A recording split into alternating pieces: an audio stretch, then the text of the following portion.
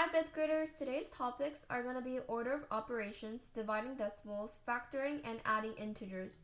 We're going to get started with order of operations, which is basically PEMDAS. I wrote that what PEMDAS stands for. P stands for parentheses, E stands for exponents, M stands for multiplication, D stands for division, A stands for addition, and S stands for subtraction. And when you're using PEMDAS, you have to go in order. So parentheses is going to be first priority, exponent is going to be the second priority, then it's going to be multiplication, and then it's division, and it's addition, and then it's subtraction. However, when it comes to multiplication and division, the priority on which one goes first is kind of hazy, and that the same goes for addition and subtraction. And that's because if division is supposed to, let's say that division comes before multiplication in an expression, then you just go from left to right, which means that you go division first. The same goes for subtraction and addition. If the subtraction comes before the addition in an equation or expression, then you go from left to right, which is just subtraction first. And you'll see what I mean when we're doing like questions like number 3, because number 3 is an example for the multiplication and division. Number 3 gave us 9 divided by 3 plus 4 times 6. And now, as we can see, the division is obviously before the multiplication, but we see that multiplication comes before the division in PEMDAS. But as I said before, if division comes before the multiplication, then you just go from left to right. So that's what we're going to do. Let's do 9 divided by 3, which gives us 3. And we're going to bring everything else down, which is plus 4 and times 6. Now that we got rid of the division, we're going to go on with the given or the operations that are left over, which is addition and multiplication. And obviously we know that multiplication comes way before addition, so we're going to do multiplication first. And 4 times 6 gives us 24. And we're going to bring the rest down, which is plus 3. And now, since only addition is the remaining operation, we're just gonna add them together, and we get 27. And that's gonna be our final answer for number 3. Now there are more obvious answers like number 5, because it follows exactly the PEMDAS rule, which is 8 times 18 divided by 4 plus 15.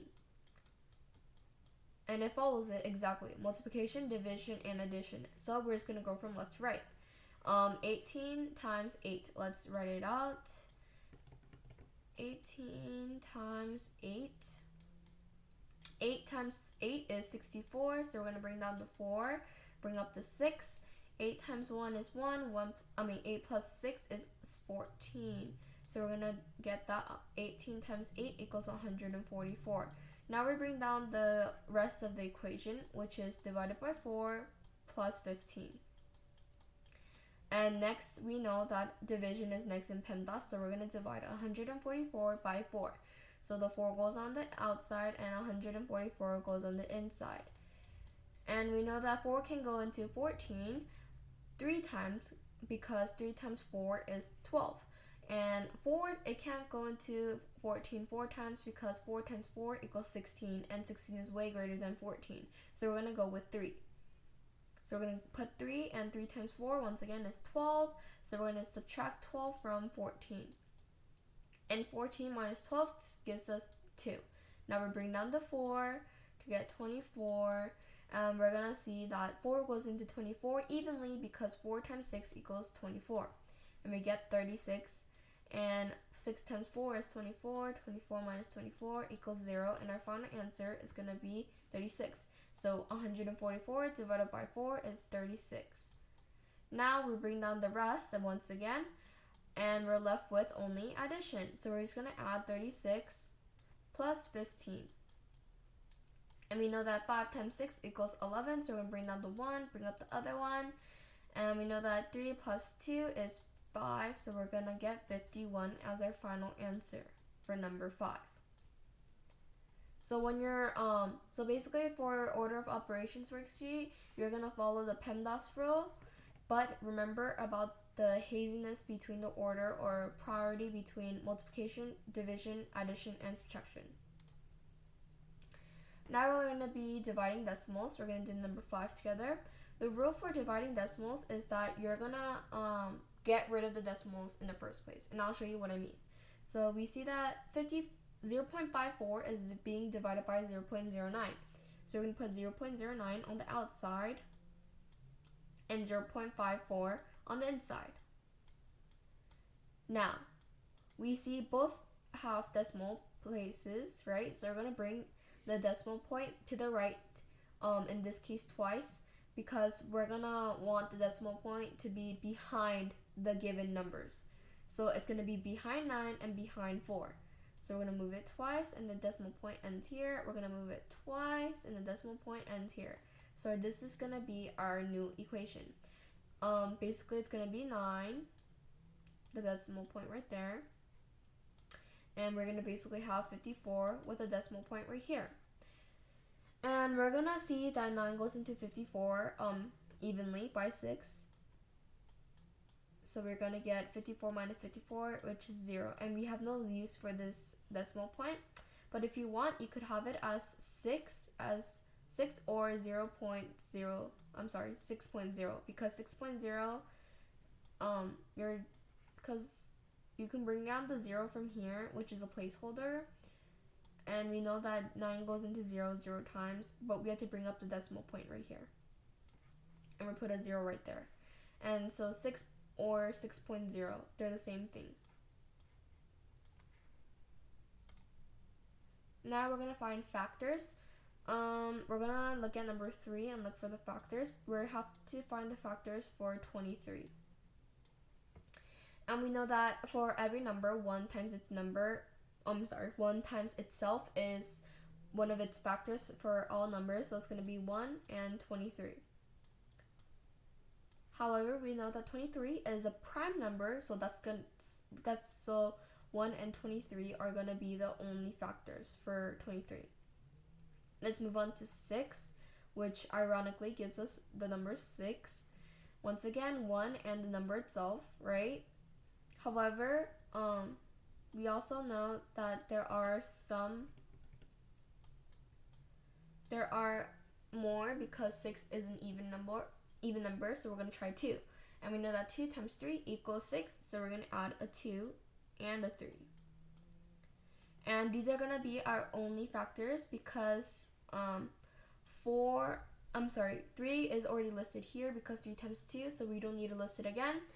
And as for 4, it can't go into 6, 5 can't go into 6, so these are going to be their only answers, or factors for the number 6. And adding integers, before you add integers, you need to know this rule. It's that positive and positive numbers will give you a sum that is positive. However, if you have a negative and a positive number, then you will get a negative. But this is only if the negative number is greater than the positive number. So basically, if the positive number is greater than the negative number, then the answer will be positive. Now, if we have a negative number plus a negative number, then you'll always get a positive number. Oh, I'm sorry, that's for multiplication. Never mind. So when you're adding, you just need to know these two. This bottom one is only for multiplication. I'm sorry. So if you have a negative and a negative, then you'll get a negative. That's what I meant. So let's get started with number 4. Number 4 gives us negative 6 plus 4. Negative 6 plus 4. Now, when we look here, we have a negative and a positive. So we have to look at the second rule, which gives us negative and positive is a negative. But remember, look at this if. So basically, if the negative number is greater than the positive number, and we know that 6 is greater than 4, so our answer is going to be negative. So once we have what the charge of the sum is going to be, we just need to subtract it, because it's going to be the same thing as 4 minus 6. And we know that 4 minus 6 gives us 2. So it's going to be negative 2. Now let's move on to number 10, which gives us a negative and a negative. So it's going to be negative 5 plus negative 5. and we're gonna have to find out what it is. For this one you could apply the rules of multiplication. I should write this down too. This is for addition. I should write that down. These are for the addition rules. So these are the addition rules. And this is the multiplication rules.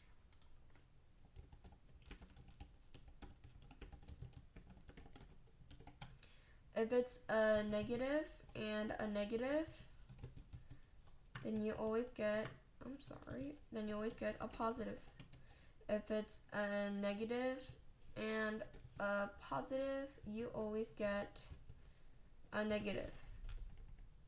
If you have a positive and a positive, you always get a positive answer. So these are the rules for multiplication. Now, keeping this in mind, we're going to look back at number 10. And we see that there's a plus and a negative together. And we know that it's going to be negative then. So it's going to be negative 5 minus 5. And since they're both negative, our answer, when we look back into the addition rules, is going to be a negative. So we're going to make sure that our sum is going to have a negative charge. Now, we're going to add them, right? Because they're both negatives. So you don't need to subtract, because they're the same charge. You only subtract them if they are different charges. So once again, 5 plus 5 is just 10, and when we plug in the negative charge, then it's going to be a negative 10. So your answer for 10 will be negative 10. So basically, you need to pay attention for this particular worksheet, mostly the addition rules, but you may have to follow the multiplication rules for some of them too. And that's all I have for you guys today. I hope this video helped you guys a bit.